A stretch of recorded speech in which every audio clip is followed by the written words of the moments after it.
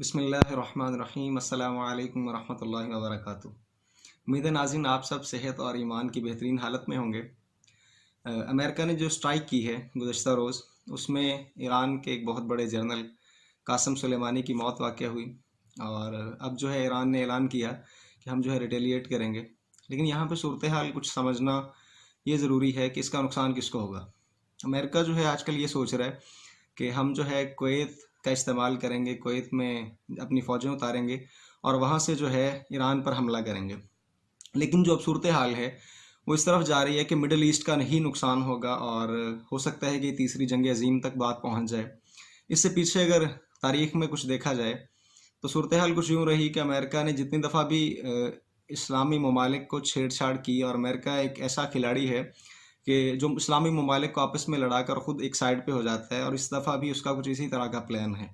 ماضی کی بات کی جائے تو امریکہ نے ایران اور عراق کا علاقہ استعمال کرتے ہوئے اسٹرائک کی، اور ایک بہت بڑی کمپنی تھی جو سعودی عربیہ کی تھی اس پر حملہ کیا۔ اس کے بعد وہ جو الزام تھا وہ ایران اور عراق پر لگا دیا گیا، اور کہا یہ گیا کہ یہاں پر ایران کے قبائلی لوگوں نے حملہ کیا اور عراق کے فوجیوں نے حملہ کیا، اور مقصد یہ تھا امریکہ کا کہ عراق اور سعودیہ کے درمیان میں جنگ چھڑ جائے، یا ایران اور سعودیہ کے درمیان میں جنگ چھڑ جائے۔ لیکن وہ مقصد پورا نہیں ہو سکا۔ اس کے پیچھے وجہ تھی کہ کچھ اسلامی ممالک نے اہم کردار ادا کیا، جس میں جو ہے انڈائریکٹلی پاکستان نے بھی کچھ رول پلے کیا۔ اس کی وجہ سے وہ جنگ جو ہے وہ نہیں چھڑ سکی۔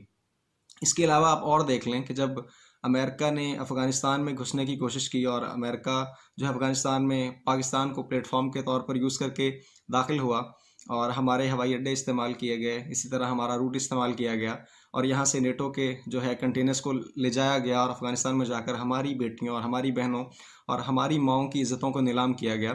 اور افغانستان میں جو کچھ امریکہ نے کیا، الٹیمیٹلی وہ نقصان کس کا ہوا؟ مسلمانوں کا ہوا۔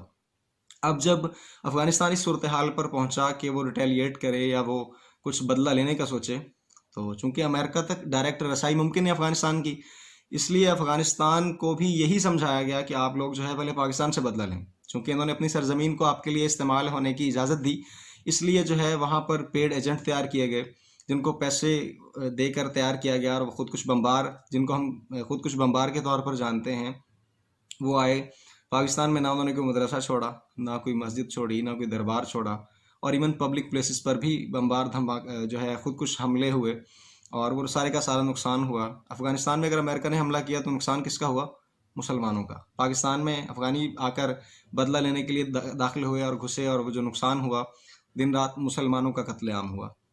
اس کے علاوہ پیچھے اور تاریخ میں دیکھ لیں تو سیریا اور سعودی عربیہ کی جنگ جو چھڑی، اس میں امریکہ کود پڑا، اور امریکہ کا سامنا کرنے کے لیے روس نے بھی وہاں پر حملہ کر دیا۔ اب روس اور امریکہ جو ہے انڈائریکٹلی پہلے سے مخالف تھے، لیکن وہاں پر اگر ڈائریکٹلی ان کا مقابلہ ہوا یا جنگ لڑی تو نقصان دونوں صورتوں میں کس کا ہوا؟ سعودی عربیہ کے لوگ مرے تو پھر بھی مسلمان، اور سیریا کے لوگوں کا نقصان ہوا تو پھر بھی ایٹ دا اینڈ مسلمانوں کو نقصان اٹھانا پڑا۔ اب ناظرین صورتحال یہ ہے کہ جتنی دفعہ بھی مسلمان ممالک کو آپس میں جوڑا گیا، امریکہ نے ایک طرح سے اشارہ کیا اور سازش کی، اور دونوں کو آپس میں لڑایا اور خود سائڈ پہ ہو گیا۔ تو ابھی پھر یہی صورتحال ہے۔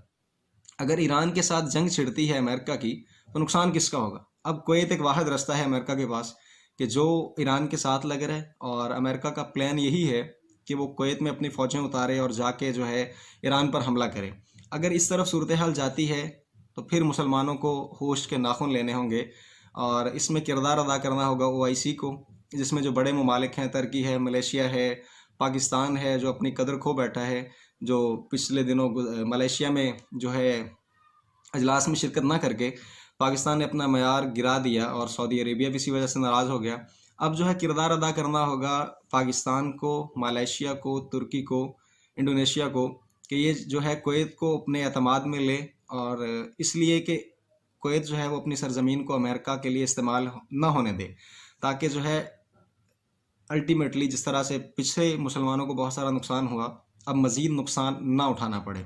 لیکن ایک بات آپ ذہن میں رکھیں، جب بھی انگریزوں کی جنگ ہوئی یا امریکہ کی جنگ ہوئی تو انہوں نے کبھی بھی اس بات کو نہیں دیکھا کہ یہ کون سے فرقہ سے تعلق رکھتے ہیں، ہم ان کو ماریں یا نہ ماریں۔ یا جب جہاز جو ہے ڈرون حملہ ہوتا ہے، یا جو کوئی بمبار آتا ہے اپنی جیکٹ کو لے کر یہاں پر بم پھوڑنے کے لیے، تو وہ یہ نہیں دیکھتا کہ لوگ ہاتھ کہاں پہ باندھتے ہیں۔ تو ہمیں مسلکوں کی جنگ سے باہر نکلنا ہوگا اور ہوش کے ناخن لینے ہوں گے اور ایک امت بن کر سامنے آنا ہوگا۔ ساری کی ساری صورتحال مسلمانوں کی آپ کے سامنے ہے۔ امریکہ دن رات مسلمانوں کو توڑنے کے پیچھے لگا ہے، تو یہ مسلمان ممالک کو خود ہوش کے ناخن لینے ہوں گے اور اللہ سے بھی دعا کرنی چاہیے کہ اللہ رب العزت جو ہے اس امت کو امت محمدیہ بننے کی صحیح معنوں میں توفیق عطا فرمائے۔ آئندہ ملیں گے انشاءاللہ ایک نئے عنوان نئی ویڈیو کے ساتھ، تب تک کے لیے السلام علیکم ورحمۃ اللہ وبرکاتہ۔